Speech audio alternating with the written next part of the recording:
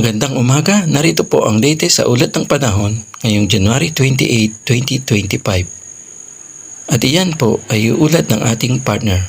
Pasok, partner! Sa kasalukuyan po, inaasahan pa rin natin yung mga pag-ulan sa ilang bahagi po ng ating bansa dulot po ng patuloy na epekto ng mga weather systems na patuloy pong nakakaapekto sa ating kapuluan. Dito po sa may bahagi ng Visayas, nakikita po natin itong mga kumpul na kaulapan na umaabot hanggang dito sa Palawan.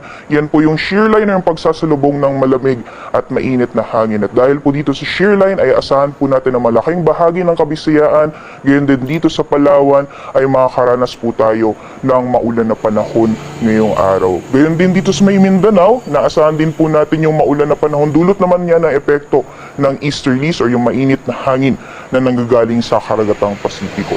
Sa may bahagi naman po ng Luzon, patuloy na umiiral ang northeast monsoon o hanging amihan, kaya asahan din po natin yung posibilidad ng mga light to moderate naman ng mga pagulan, lalong-lalo na po sa may silangang bahagi ng Northern Luzon ngayong araw. At sa mga susunod na araw, unti-unti pong lalakas ulit yung epekto nitong northeast monsoon. Magdudulot po yan ng mga pag-ulan sa eastern sections ng Luzon area. Meanwhile, itong shear line naman, unti-unti pong mababawasan yung mga epekto. So itong mga pag-ulan po ito ay unti-unti din pong mababawasan sa mga susunod na araw, especially dyan po sa Visayas, Mindanao, gayon din sa Palawan area.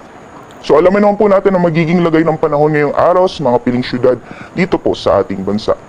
Dito po sa Luzon, dulot po na epekto ng northeast monsoon o hanging amihan, magiging maulan po or magiging makulimlim yung panahon na may kasamang light to moderate naman na mga pag-ulan sa bahagi po ng Cagayan, gayon din sa may Isabela. Meanwhile, for the rest of Luzon, inaasahan po natin yung generally fair weather conditions except na lamang po yung mga tsansa na mapanandali ang pagbuhos ng ulan o mga may hina mga pag-ulan o mga pag-ambon. Temperature forecast naman po sa mga piling syudad dito sa Luzon area, medyo may kalamigan po yung mga temperatura natin dahil inaasahan na lalakas ulit yung epekto nitong northeast monsoon. Sa lawag po, yung agwat ng temperatura maglalaro na 22 hanggang 28 degrees Celsius, gayon din yung maximum temperatures sa Tugigaraw area. Sa Baguio naman, 14 to 21 degrees Celsius, 31 degrees Celsius maximum temperatures para sa Metro Manila ngayong araw, 30 degrees Celsius para sa Legazpi, at yung agwat naman ng temperatura sa Tagaytay ay maglalaro mula 19 hanggang 27 degrees Celsius.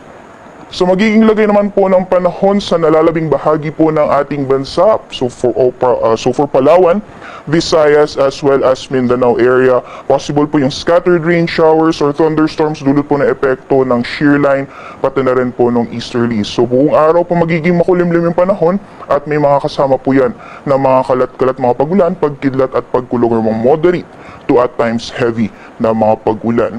For temperature forecast naman sa mga piling syudad dito po sa Palawan, for Calayan Islands, 30 degrees Celsius maximum temperatures, sinaasahan po natin ngayong araw, at 29 degrees Celsius naman para sa Puerto Princesa.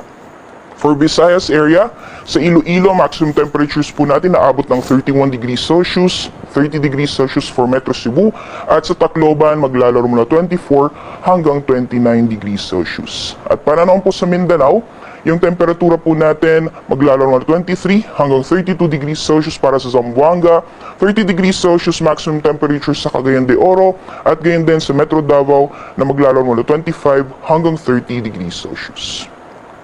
Sa kalagayan naman po ng ating karagatan, meron po tayong babala sa matataas mga pag-alon or gale warning sa mga dagat baybayin po ng Northern Luzon, particularly sa mga dagat baybayin po ng Batanes, Babuyan Islands, sa mainland Cagayan, Isabela, at dito po sa western coast ng Northern Luzon, dyan po sa Ilocos Norte at Ilocos Sur. Ibig sabihin po nito, inaasahan po natin yung maalon hanggang sa napakaalong karagatan, so delikado pong pumalaot, lalong-lalo na po sa ating mga kababayan na may mga malit na sasakyang pandagat.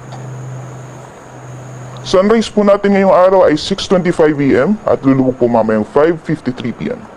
Hanggang dito na lamang po at naway nakatulong kami kahit sa maliit na bahagi ng aming kaalaman. Bye-bye and see you on my next weather update.